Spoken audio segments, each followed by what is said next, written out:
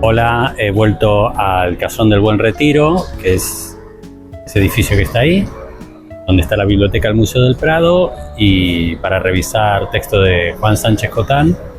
Y después pasaré por el Prado para ver el bodegón que hay ahí de él.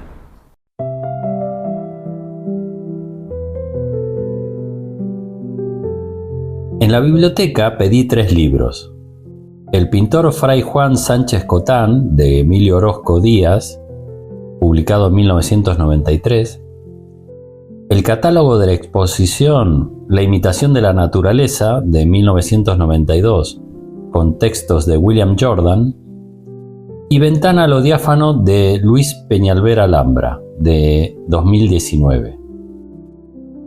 En principio iba a leer solo las partes que hicieran referencia al espacio que inventa Sánchez Cotán para sus bodegones, esa ventana tan inusitada que es sobre lo que quiero hablar en este capítulo. Pero empecé a leer el libro Ventana a lo diáfano y me lo tuve que leer entero. No es muy extenso y me pareció todo interesante de principio a fin. El autor, Luis Peñalver, nació en Toledo y es doctor en filosofía por la Universidad Complutense y también catedrático de filosofía, y eso se nota en el libro.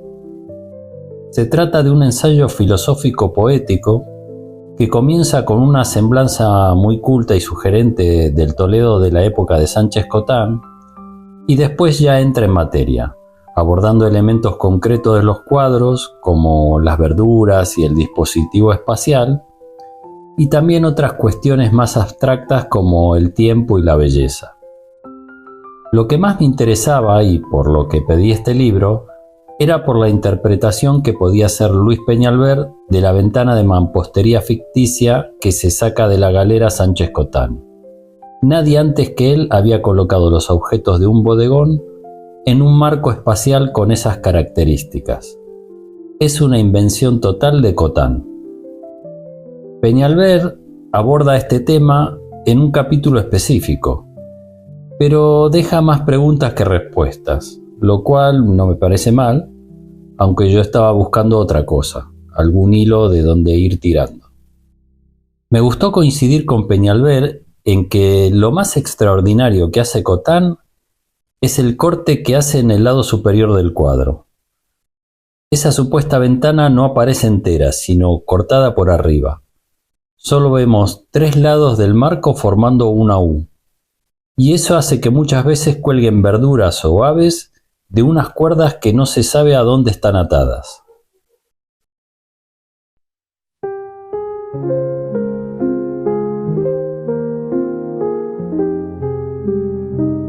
Revisé también el capítulo que le dedica Orozco Díaz en el libro El pintor Fray Juan Sánchez Cotán a la función compositiva de la ventana. Orozco Díaz fue un historiador del arte especializado en el barroco español que nació en Granada en 1909, donde también murió en 1987. Aunque el libro está editado en 1993, este texto debe ser de los años 50 o 60. Después de señalar lo llamativa y singular que es esa ventana, hace un repaso histórico del uso del marco, desde la pintura gótica pasando por el Renacimiento y siguiendo unos siglos más después de Cotán. Es un texto muy erudito y menciona unas referencias que desconocía que apunté para investigarlas después. En cuanto a la interpretación de la ventana, Orozco Díaz la relaciona con la ventana de la celda de un monasterio. Aunque me gusta todo lo que escribe, en esto no es posible estar de acuerdo.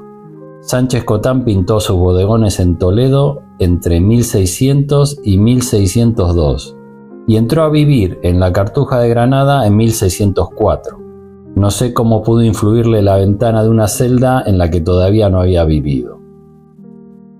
El otro libro que revisé fue el catálogo de la exposición La imitación de la naturaleza, que se realizó en el Museo del Prado en 1992, sobre la obra de Sánchez Cotán, con textos de William Jordan, que fue el comisario de dicha exposición. Pero cuando abrí el catálogo ya estaban por cerrar la biblioteca y solo lo pude leer por encima. Jordan me queda pendiente para la próxima semana. Hice algunas búsquedas por internet y tampoco encontré grandes cosas acerca de la interpretación de la ventana de Cotán. Así que voy a exponer mis ideas sobre lo que veo en esas ventanas de Cotán. Primero tengo que decir que el nombre de ventana no me gusta, porque no sirve para entender qué es lo que hace Cotán con ese dispositivo espacial. Pero se le suele llamar ventana porque el propio Cotán la llamó así. En el detallado testamento que hace antes de entrar en el monasterio, menciona los bodegones que tiene ya pintados y entre ellos está, según palabras de él, una ventana. Esto sirvió para confirmar su método de trabajo. Cotán primero pintaba solo el marco espacial, lo que él llamaba la ventana, y después agregaba las frutas, verduras y aves por encima del marco. Esto se puede comprobar en el bodegón de Casa, Hortalizas y Frutas que está en el Museo del Prado, donde con el tiempo el óleo del cardo se fue transparentando y podemos ver que por debajo del cardo ya estaba pintada la ventana. Por más que Cotán diga que es una ventana, no hay nada que diga que eso es una ventana. No hay enganches ni bisagras para sostener ningún tipo de cerramiento, ni podemos ver nada a través del hueco. Y si alguien dice que no se llega a ver nada porque es de noche, no es posible explicar la fuerte luz diurna que ilumina los objetos, que no es de una lámpara de la época y mucho menos de unas velas. Tampoco hay indicaciones del material, que parece recién estrenado porque carece de marcas de uso, cosa que sí sucede por ejemplo en los bodegones de Meléndez, donde el tratamiento realista de las verduras va en consonancia con el de la mesa donde se apoyan, que podemos apreciar que es de madera y esa madera tiene golpes y rayones. Nada de esto está en los marcos de los bodegones de Cotán, pese a que las verduras están pintadas de forma casi hiperrealista. Para mí, que a falta de una palabra más específica, Cotán usa la que más se le aproxima, y sin detenerse mucho en cuestiones profundas, la llama ventana para no complicar la lectura del testamento, que tiene que ser lo más descriptivo y sencillo posible, pero ni él ni nadie que mire con detenimiento sus bodegones puede pensar que eso sea una ventana. En el capítulo anterior nos quejamos de ese tipo de lecturas que solo mira cuestiones formales e historicistas, muy habitual en la crítica anglo-norteamericana, que como dijimos está en su esencia ser obligatoriamente antisimbólica. En el capítulo de Parrasio nos quejamos de ese tipo de crítica francesa cuyo fin es generar un palabrerío cuanto más difícil de entender mejor para no llegar jamás a decir absolutamente nada. Nos queda para otra ocasión dar las razones de por qué consideramos el postestructuralismo francés como una estafa al pensamiento, que lo haremos en su momento y de forma detallada. Así que ahora nos toca mostrar que se puede hacer crítica de arte sin seguir los preceptos de los mandarines de Francia o de Estados Unidos, cuya historia y mirada poco tienen que ver con los que usamos el idioma español para hablar, que es nuestra herramienta de pensamiento. En el capítulo 7 de nuestra investigación estuvimos hablando del espacio del bodegón y lo relacionamos con esa división ternaria de la realidad, donde el plano vertical superior representaba el cielo, el plano vertical inferior representaba la tierra y el plano horizontal que mediaba entre los dos representaba al hombre. Y vimos como el plano horizontal era continuo en los bodegones del sur e interrumpido en los del norte. No voy a repetir todo lo que hablamos entonces, pero el que no lo sepa o no lo recuerde puede ir a revisarlo, ya que es importante conocer lo que dijimos entonces para entender la siguiente pregunta. ¿Cómo encaja esa lectura que hicimos del plano horizontal con los bodegones de Cotán? Bueno, debo decir que perfectamente. Y esta es una de las maravillas de sus bodegones. La novedad que introduce Cotán es plegar el plano horizontal a izquierda y a derecha y dirigirlo hacia arriba. Las paredes de la ventana, por repetir la palabra que usa él, hay que entenderlas como una continuación del plano horizontal, el plano del hombre. Y si las pliega hacia arriba es porque las quiere dirigir hacia el cielo. La mirada de Cotán sobre los objetos que pinta es la de un hombre que contempla en cada fruta, cada ave, cada verdura que pone en escena el misterio de la creación. Es el mismo hombre que unos pocos años después va a legar todos sus bienes materiales a sus familiares y amigos para dedicar el resto de su vida a la contemplación, viviendo en una celda de un monasterio. Podemos asegurar que el dispositivo espacial que inventa Cotán es la antítesis de la mesa que pinta Cézanne. Mientras en Cézanne el plano del hombre, el plano horizontal de la modernidad, se pliega por ambos lados dirigiéndose hacia el inframundo, y es así como aparece el volumen cerrado de esa mesa, en Cotán el plano del hombre, el plano horizontal de la Contrarreforma, se pliega hacia el cielo y es así como aparece el espacio abierto de esa ventana. Y como ya dijimos, no es una ventana, porque entre otras cosas jamás vemos la parte de arriba, el dintel, y no se puede saber si se cierra recta en arco o si no se cierra. Pero ahora entendemos por qué no podemos ver el dintel, porque esa parte de arriba no se puede representar. El plano horizontal de la parte superior de la ventana es tan irrepresentable como el plano vertical del fondo. Por eso el fondo de los bodegones de Cotán lo resuelve de la forma más anicónica que encuentra, cubriéndolo con un negro absoluto, el mismo negro que por esos mismos años también cubre sus fondos Caravaggio. Si la aniconicidad del fondo la soluciona cubriéndola de un no color, la del dintel la resuelve desplazándola afuera del cuadro, afuera de lo que puede ser captado por el sentido de la vista. Habíamos visto con Velázquez que los dos símbolos fundamentales que abarcan toda la pintura son el tejido y el velo, a los que dedica hacia el final de su vida sus obras más complejas, las hilanderas sobre el tejido y las meninas sobre el velo.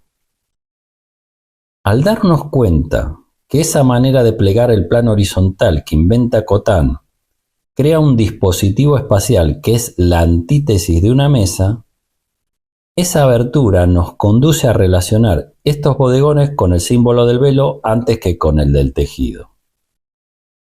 Como todo en Cotán, el símbolo del velo está bordado de una forma singularísima.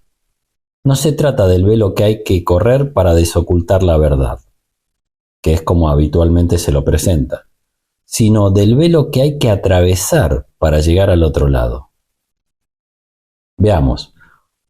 Cuando miramos la pintura religiosa de Cotán, nos encontramos con un pintor que la mayoría de las veces es un pintor convencional que sigue los preceptos del manierismo más adocenado y a veces llega a planteamientos ridículamente ingenuos. A esto hay que agregar una variedad de estilo que asombra por lo irregular de su calidad. Nos cuesta creer que el pintor de esas pinturas religiosas sea el mismo de aquellos bodegones. Por eso se suele pasar por alto su pintura religiosa y se habla casi exclusivamente de sus bodegones, que son por demás soberbios. De hecho, a pesar de haber buscado y rebuscado, no conseguí dar todavía con un catálogo razonado y exhaustivo de toda su obra. Tal vez se me pasó por alto, pero creo que ni siquiera existe. Mirando lo que pude encontrar acá y allá de su pintura religiosa, di con un tema al que le prestó mucha atención y que trató al menos en 3 versiones. Se trata de la imposición de la casulla a San Ildefonso, una de cuyas versiones es uno de los cuadros más elaborados de todos los que hizo. No voy a entrar en el detalle de la historia, quedémonos con que en el siglo VII la Virgen baja del cielo para entregarle una casulla a Ildefonso, un clérigo de Toledo, convirtiéndolo así en sacerdote. La casulla es la vestimenta de los sacerdotes, una vestimenta de origen romano que consiste en un gran paño con una abertura para pasar la cabeza, como un poncho. Lo que me llama la atención de cómo aborda este tema Cotán es la importancia que le da a la abertura de la casulla, tanta que la presenta como la cuestión central de su cuadro. Más que sobre la Virgen, el santo o la casulla, todo gira en torno a esa abertura que está en el centro. En otra versión que hizo del mismo tema sucede lo mismo. Si lo comparamos con otros pintores que trataron este tema, hay quien le da importancia al acto de la imposición, quien a la entrega de la prenda o quien directamente a la misma tela. Pero Cotán subraya la abertura acompañándola con una mano que pinza ambos lados de la tela de la abertura para agrandarla. En otra versión, directamente hay una mano que la traspasa. Y esto mismo sucede en una de sus pinturas de otro tema. En un bautismo de Cristo hay un personaje atravesando una tela, ya no con una mano, sino con medio brazo. Esto recuerda inmediatamente a un famoso grabado del siglo XIX, el grabado del Flamarión, donde un peregrino atraviesa con su cabeza el mundo que se puede percibir con los sentidos para acceder a una realidad más allá de los sentidos. Es la misma idea que subraya Cotán. No se trata solo de que le sea entregada a Ildefonso la vestimenta que lo convierte en sacerdote, sino de pasar la cabeza a través de ese velo. El acto milagroso para Cotán es exactamente poder atravesar el velo y la existencia de una abertura es lo que lo hace posible.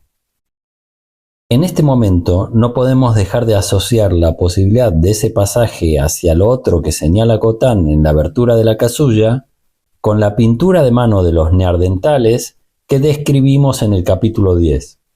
Un ritual que consistía en velar la mano soplando un círculo de pintura roja para que la mano pudiera pasar simbólicamente hacia el otro lado del muro. En la versión de la imposición de la casulla a San Ildefonso, que está en el Museo de Bellas Artes de Granada, uno de sus mejores cuadros, lo que podemos ver del otro lado del velo a través de la abertura es un fondo negro. El mismo fondo negro que ya vimos y mencionamos en su pintura y en la de Caravaggio. Si regresamos a sus bodegones, vemos que Cotán nos presenta una abertura como la que pintó en la casulla de San Ildefonso, solo que en sus bodegones el velo toma la forma de un muro y el vano, en lugar de circular, aquí es ortogonal, pero se trata de la misma cuestión. En sus bodegones, de este lado del velo está el mundo físico, esa exaltación de los sentidos con sus olores, sabores y texturas recién salidos de la huerta. Del otro lado del velo, si nos atrevemos a traspasar la abertura, está aquello que por estar más allá de los sentidos podemos llegar a conocer, pero no a representar. Tan solo a simbolizar, cubriendo el fondo con un no color.